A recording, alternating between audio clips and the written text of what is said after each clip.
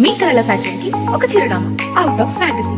నిషా అగర్వాల్ గారి ఆధ్వర్యంలో kurtis, saris, lehengas, cord sets, cotton suits, partywear dresses, partywear saris, Indo western dresses and bedsheets అందుబాటులో ఉన్నాయి. అంతేకాదు travel bags, Tanjore paintings, organizing kits and pouches, imported items and many more. మరిన్ని వివరాల కోసం మా స్టోర్ ని సంప్రదించండి. లొకేషన్ వచ్చేసి ముకరం చౌరస్తా, జగదాంబ కాంప్లెక్స్, మంచిర్యాల. ప్రస్తుతం మనం మహబూబాబాద్ జిల్లాలో పరిధిలో నియోజకవర్గంలో ఉన్నాం. మాజీ ఎమ్మెల్యే శంకర్ నాయక్ దగ్గర ఉన్నాం. వారితో ఈ మున్సిపల్ ఎన్నికల్లో 36 వార్డులో బీఆర్ఎస్ బలంగా చూపుతూ బీఫామ్ల కోసం ఎదురు చూస్తున్న పరిస్థితి కనిపిస్తూ ఉంది. అయితే అసలు బీఆర్ఎస్ పార్టీకి ఎందుకు ఓటు వేయాలనేది వారి మాటల్లో తెలుసుకునే ప్రయత్నం అయితే చేద్దాం. సార్ చెప్పండి సార్. Thank you sir. నమస్కారం సార్. ఏంటి సార్ అసలు పూర్తిగా బీఆర్ఎస్ కోసమే బీఫామ్ల కోసం ఎదురు చూస్తున్న పరిస్థితి వస్తుంది. అసలు బీఫామ్ బీఆర్ఎస్ అంత బలంగా ఎందుకు వచ్చింది? అసలు ప్రజలు గమనిస్తున్నారు కదా, ప్రజలు ఎవరికి ఓటేయాలి, ఎవరు మోసం చేశారో. తెలంగాణ ప్రభుత్వంలో తొలి తెలంగాణ ప్రభుత్వం ఎంత కష్టపడి సాధించుకున్నామో, మానుకోట గతంలో ఎలా ఉండే, మానుకోట ఇప్పుడు అభివృద్ధి ఎవరు చేశారనేది ప్రజలు గమనిస్తున్నారు. ఓటు ఎవరికి వేయాలనేది ప్రజలు ఆల్రెడీ డిసైడ్ చేసుకుని ఉన్నారు. నేను హృదయపూర్వక నమస్కరించి ప్రార్థించింది ఏంటంటే, మళ్ళీ మోసపోకండి. మోసపోతే మోసపడతాం. గతంలో మానుకోట ఎట్లా ఉంటే ఇవాళ మానుకోట ఎలా ఉంది కొంచెం దయచేసి ఆలోచించండి.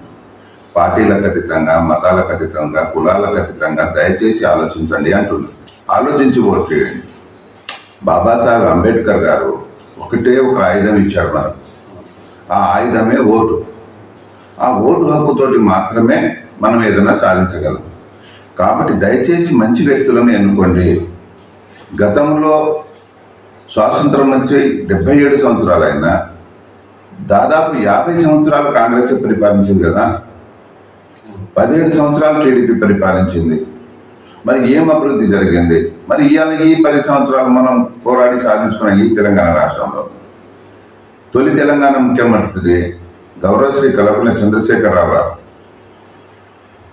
బంగారు తెలంగాణ అభివృద్ధి గౌరవశ్రీ కల్వకుంట్ల చంద్రశేఖరరావు గారు ఎన్ని విధాలుగా శంకర్ నాయక్ సచ్చుడో మానుకుంటా వచ్చుడో అని డిస్ట్రిక్ట్ సాధించుకున్నాం.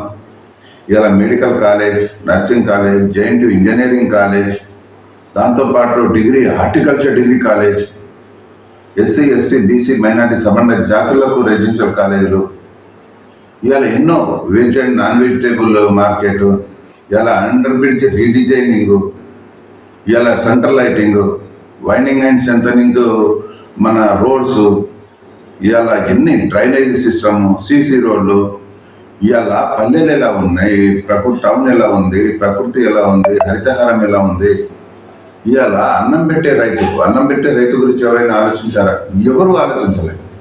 కానీ మన ప్రియతమ నాయకులు, బడుగు బలహీన వర్గాల ఆశాజ్యోతి, మనసున్న మహారాజు, జనహృదయ నేత, బంగారు తెలంగాణ అభివృద్ధి ప్రాంత గౌరవశ్రీ కల్వకుంట్ల చంద్రశేఖరరావు గారు ఎంత మంచి మనసుతోటి ఇలా రైతుల గురించి ఆలోచించారు, గొల్ల కుర్మ గురించి ఆలోచించారు, ఇలా అన్ని కులాల గురించి, ఎస్సీ ఎస్టీ బీసీ మైనార్టీ సబండ జాతుల గురించి ఆలోచించిన ఏకైక నాయకుడు కేసీఆర్ గారు. దయచేసి నా మానుకోట ప్రజలకు నేను దండం పెట్టి చెప్తున్నా, ఒక్కసారి ఆలోచించండి. వ్యాపారస్తులు, మేధావులు అందరూ, యూత్, ఉద్యమకారులు ప్రతి ఒక్కరూ ఆలోచించి ఓటేయండి అని అడుగుతున్నా.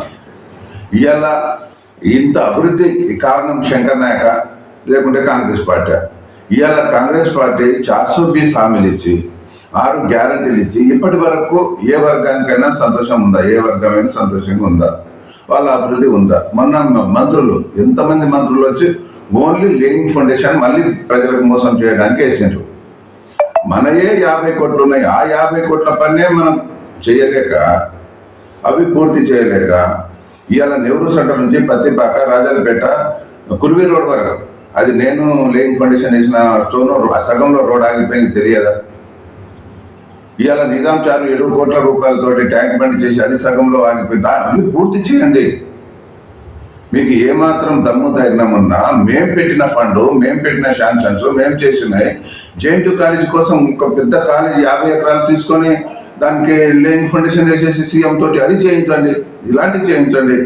ఇలా ఇంటిగ్రేటెడ్ కలెక్టర్ ఎలా ఉందో చూడండి, మెడికల్ కాలేజ్ ఎలా ఉందో చూడండి.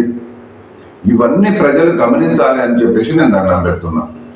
దయచేసి దయచేసి దయచేసి ఇవాళ తులం బంగారం ఇస్తామన్నారు, ఇచ్చారా? ఇవాళ మహిళలకు 2500 రూపాయలు ఇస్తామన్నారు, ఇచ్చారా? వృద్ధులకు వికలాంగులకు 4000 6000 రూపాయలు ఇస్తామన్నారు, ఇచ్చారా? ఇలా యూత్కి మా చదువుకునే చెల్లెలకు స్కూటీలు ఇస్తామన్నారు, ఇచ్చారా? 2 లక్షల ఉద్యోగం ఇస్తామన్నారు, ఇచ్చారా? ఇలా చెప్పుకుంటూ పోతే రైతుకు 2 లక్షల రూపాయలు రుణమాఫీ అన్నారు. అరే ఎకరానికి నువ్వు 10,000 రూపాయలు చూడండి, మేము 10,000 రూపాయలు ఇస్తాం, కౌలు రైతులకు ఇస్తుంటా అని చెప్పేసి మాట ఇచ్చారు. ఏ ఒక్క హామీ అయినా నెరవేర్చారా? దయచేసి ప్రజలు గమనించి ఓటేయాలని చెప్పి నేను ప్రార్థిస్తున్నాను. అంతేకాకుండా మానుకోట అభివృద్ధికి కారకులు శంకర్ నాయక ఇంకెవడన్నా ఉన్నాడా? ఇవాళ ప్రియతమ నాయకులు కేసీఆర్ గారి ఆశీస్సులతోటి, కేటీఆర్ గారి ఆశీస్సులతోటి, హరీషన్న గారి ఆశీస్సులతోటి, మంత్రులు అందరి మంత్రుల ఆశీస్సులతోటి, మా ఎంపీ గారు కావచ్చు, మా మినిస్టర్ కావచ్చు, మా ఎమ్మెల్సీ కావచ్చు, మీ అందరి ఆశయంతో ఆశీస్సులతోటి మానుకోటను అభివృద్ధి చేసింది వాస్తవంగా కనబడటం లేదా? కనబడుతుంది కదా మీ కళ్ళకు. ఈ అభివృద్ధిని చూసి ఓటేయండి.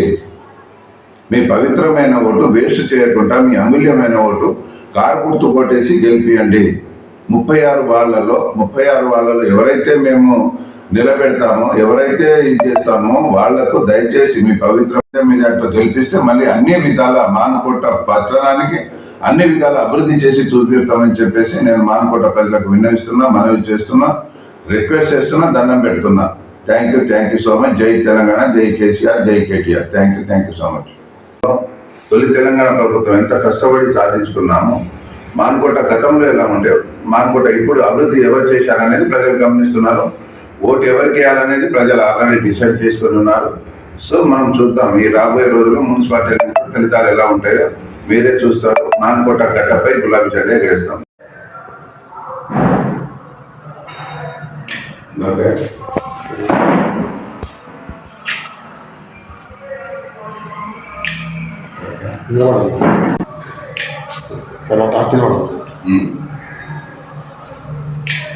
ఒకసారి నమస్తే అట్లానే